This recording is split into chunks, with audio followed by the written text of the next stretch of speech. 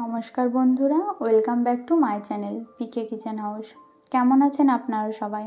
আশা করছি আপনারা খুবই ভালো আছেন। আমিও ভালো আছি। আমি কুহেলি আপনাদের জন্য নিয়ে চলে এসেছি আজকে একটা নতুন স্বাদের নতুন ধরনের রেসিপি। আজকে আমি ডিম দিয়ে তড়কা রান্না করে আপনাদেরকে দেখাবো। চলুন রেসিপিটা শুরু করা যাক। এখানে আমি কলাইয়ের ডাল, রাজমা আর ছোলার ডাল, যেটা আমি সারা রাত ভিজিয়ে রেখে দিয়েছিলাম, এটাকে এবার প্রেসার কুকারে দিয়ে ভালো করে সেদ্ধ করে নেব।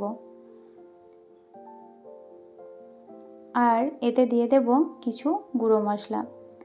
দেব 3টে এলাচ, দারচিনি, হলুদ গুঁড়ো, লঙ্কা গুঁড়ো, লবণ দিয়ে প্রেসার কুকারটা বন্ধ করে দেব। 5টা সিটি দিয়ে নেব। এটা আমার সেদ্ধ হয়ে গেছে।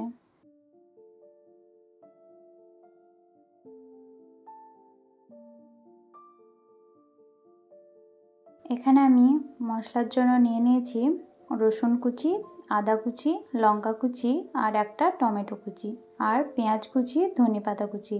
একটা ফ্রাইং প্যানে দিয়ে দেব 2 চামচ সরিষার তেল, দিয়ে এখানে দেব কিছুটা জিরে।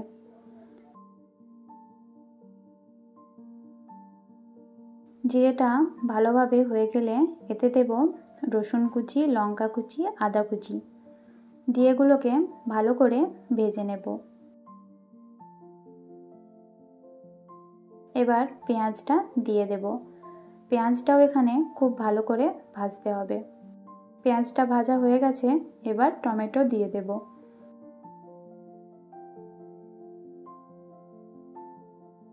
আর ওপর দিয়ে ছড়িয়ে দেব লবণ আর হলুদ গুঁড়ো।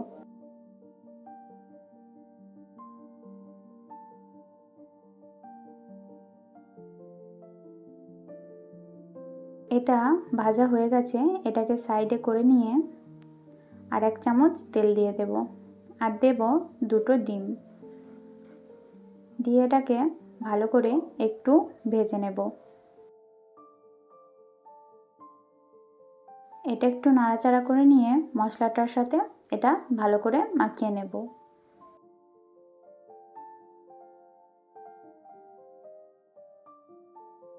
এটা হয়ে গেছে, ওপর দিয়ে 1 চামচ তড়কা মশলা ছড়িয়ে দেব।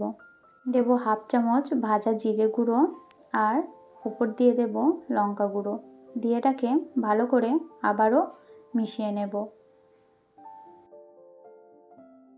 এটা হয়ে গেছে, এবার ডালগুলো এতে দিয়ে দেব। ডালগুলো দিয়ে এর সাথে ভালোভাবে মিশিয়ে নেব। এটাকে 2 মিনিট এরকমভাবে ফুটিয়ে নেব। আর ওপর দিয়ে ছড়িয়ে দেব কিছুটা কাসুরি মেথি।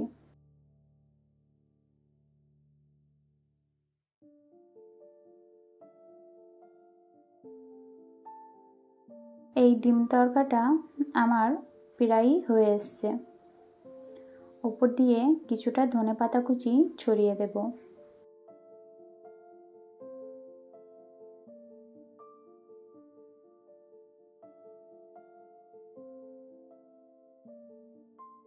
আমি এখানে একটা বাটি নিয়েছি, তাতে দিয়ে দেব 1 চামচ ঘি আর 1/2 চামচ রসুন কুচি আর দেব 1 চামচ লঙ্কা গুঁড়ো।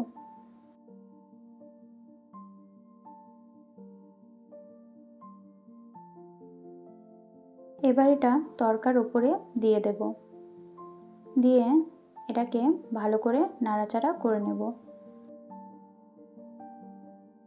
আমার তড়কাটা একেবারে রেডি হয়ে গেছে। গরম গরম সার্ভ করে দেব এগ তড়কা। বন্ধুরা, রেসিপিটি কেমন লাগলো আমাকে নিচে কমেন্ট বক্সে অবশ্যই কমেন্ট করে জানাবেন।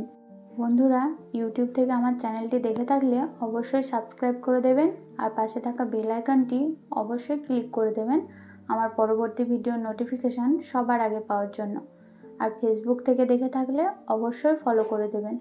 ধন্যবাদ শেষ পর্যন্ত আমার সাথে থাকার জন্য। ফিরে আসছি আর একটা নতুন রেসিপির সাথে। ততক্ষণ সুস্থ থাকবেন, ভালো থাকবেন, নিজের খেয়াল রাখবেন। এখন আসি, টাটা।